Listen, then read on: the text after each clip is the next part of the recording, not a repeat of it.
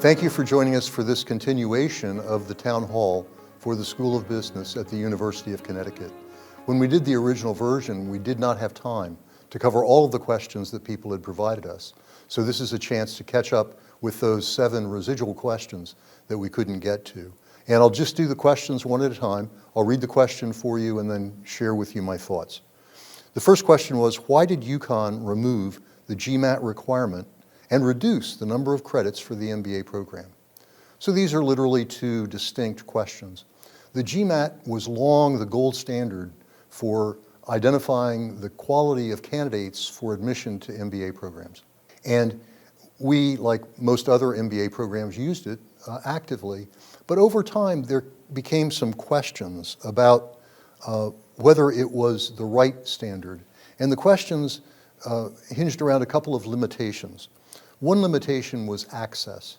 The MBA is a worldwide degree. There are people all over the world who want to apply to US schools, but not all of them could get access to the GMAT exam. So that was a problem, access. A second problem was fairness. And fairness here is about whether everyone is equally able to perform well on the exam. And it is certainly the case that there are people with more wealth and more access to training programs and other preparation programs that give them a leg up in terms of being really well prepared and highly visible as an attractive candidate. And then the other reality was that there are a lot of other things we can look at to apprise ourselves of the quality of a candidate that go beyond that. And examples of that would be grades, recommendations, rank in class, you name it. All of these things are broadly available and give us the right opportunity to choose well the candidates who join us. And thus, many of us have moved to a test optional or a test not required approach. The second issue people ask about was, why did we reduce the number of credits that we require for the MBA? And again, it's a competition answer in part. If you go back 100 years, the norm was for people to leave the workforce, go to a school to earn their MBA, spend 2 years earning the MBA, taking an internship in the process, and then re-enter the workforce. For about 50 years, that was almost the way everyone did the MBA. But about 50 years ago, it started to move toward a much more common part-time approach. And today, the vast majority of MBA degrees are being earned part-time. So other schools moved ahead of us in reconfiguring their requirements to better serve a part-time audience of students. But we eventually realized that we had fallen out of the norm. Most of our competitors for part-time MBA students were offering a 42, 43 credit degree. And so we moved in that direction as well. All of us have basically retained the core of the MBA, accounting, finance, marketing, management, information systems. Those are still there as required elements to prepare someone for a business career.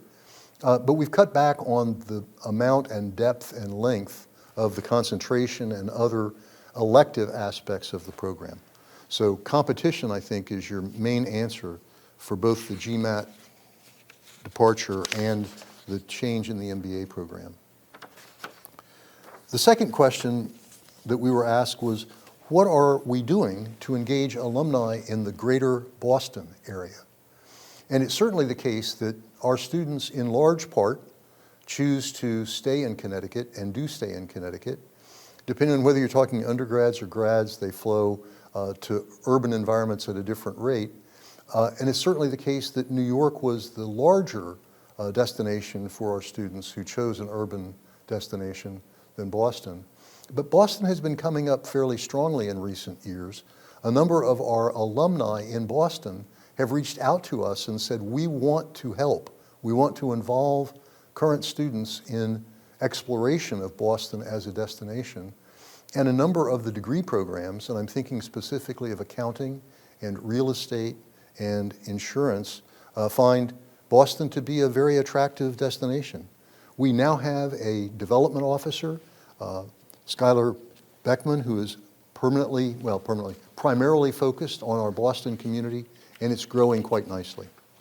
The third question that people ask us to pay attention to was, what ideas, actions, changes, events are being considered regarding enhancing the curriculum and knowledge to create the next generation of data-literate business leaders?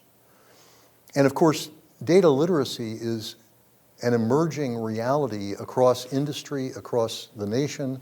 It's embedding itself in our school. A decade ago, we at UConn launched a Master of Science program in business analytics and project management. And we were early. We had a first mover advantage in that effort. Over the last decade, we've admitted hundreds of students annually and graduated thousands of students over the time. And all of that has worked very, very well for the school. We have now increasing numbers of our MBA students who look at data analytics as a very strong pillar of their focus in their education. We're launching a new degree in FinTech, and to some extent it builds off of this data analysis, information systems focus that we've brought to the school. FinTech combines the vertical elements of finance as a discipline with the strong, robust support of information systems and technology.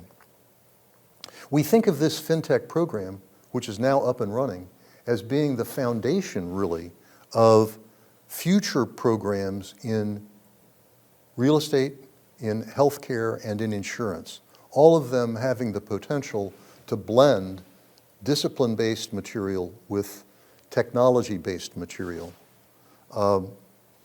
In fact, at the undergraduate level, our Department of Information Systems has now renamed one of its programs as Analytics and Information Management to underscore the importance of the data analytics element. So good things happening in data analytics. The fourth question was, what role does the UConn School of Business want to play in developing the next generation of business sustainability leaders? And one answer to that question is that we are always focused on serving the needs of our students and also serving the needs of the businesses and corporations that employ them and want them to have awareness, interest, and training in particular areas. We're actually launching a new Master of Science degree program here at the University of Connecticut, an MS in Social Responsibility and Impact in Business. Again, this captures an element that is incredibly important for students, and in our case, we're treating it as one of the accelerated master's degree opportunities. It's got two features, I think, attached to it. One is that students who are taking a degree in business, a more traditional degree perhaps, can look at this as a capstone for their educational experience and begin taking courses in their junior and senior year that will build on and build into the Master of Science degree. So for those people, they can do the master's on top of their undergraduate degree and conceivably complete it in 4.5 years. For other students who are at UConn, but not in the business school, they may feel that this would be an opportunity for them to capture some business acumen, some business training, while developing a very deep familiarity with the issues around sustainability. The fifth question that people ask was, what plans, if any, are there to grow the MS BAPM program, and how can people get involved? Well, I mentioned it earlier as a cornerstone of data analytics here at the business school, and that's certainly true. But in addition to that, it's important to emphasize two things. Many of the students in the BAPM program end up getting engaged in project work where the project is brought to us by corporate partners and outlined and defined by the sponsoring corporation to give our students the opportunity to work in real time on a real problem. And these efforts are very valuable for the students in terms of their learning.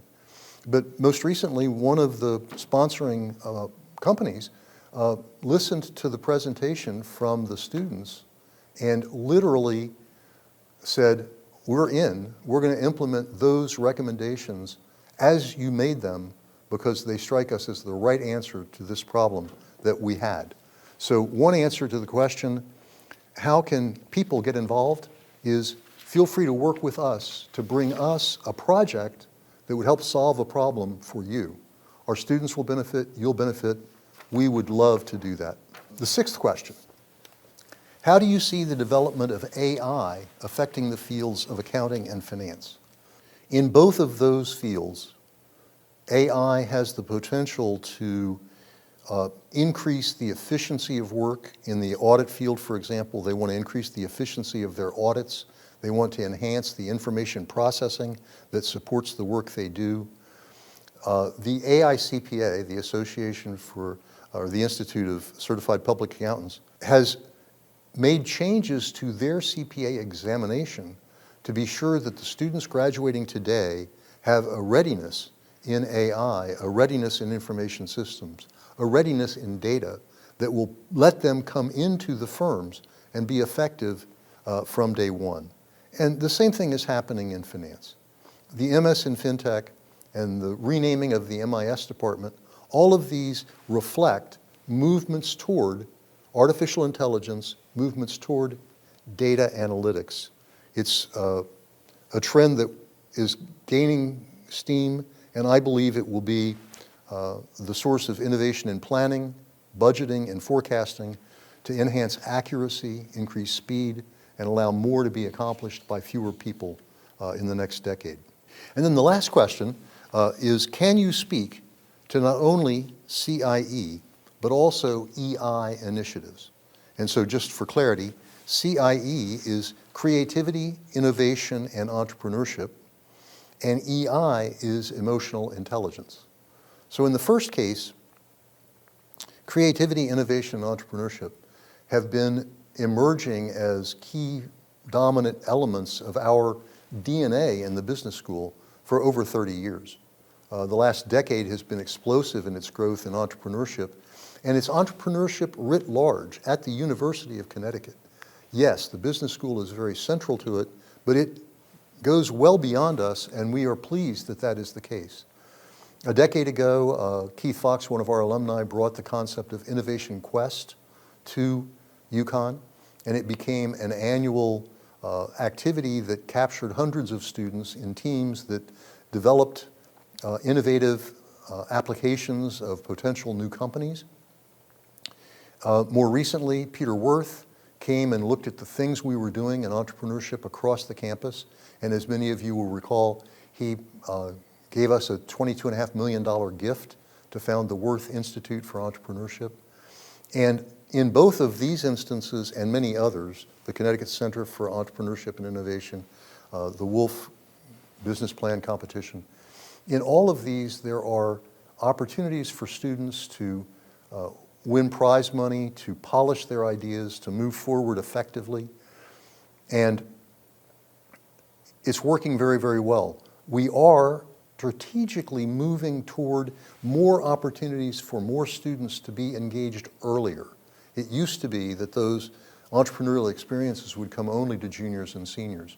And increasingly, we're seeing students come to UConn and engage day one. And that's a very exciting pathway for them to follow. The other question is about emotional intelligence. And emotional intelligence is really becoming more common as a point of focus at the university. Right now I can tell you that there are three places where I see it embedded. One is in the first year experience program, which many first year students take, and a few of the faculty teaching in that program have brought an emotional intelligence module into that program. One of our faculty members here in the business school teaches a course in sales management. And for him, emotional intelligence helps the student think about what it means to work with a customer, to understand the customer's interest and needs, and communicate effectively with them about solving their problem. And then it turns out that David Noble, who is the head of the Worth Institute, has found that some emotional intelligence fits very nicely into some of his teaching in the entrepreneurship space. So all of those are examples of places where we as an institution are looking to calibrate what works and works well and incorporate it in places where it can add value for our student experience. So it's been a real pleasure getting together with you again. I hope some of you find these answers to these questions interesting. We're going to see if we can discover and uncover the sources of the questions and send back the answer directly to them, since they weren't covered in the original town hall. Thank you again for your time, and thank you for your interest in the University of Connecticut and the School of Business.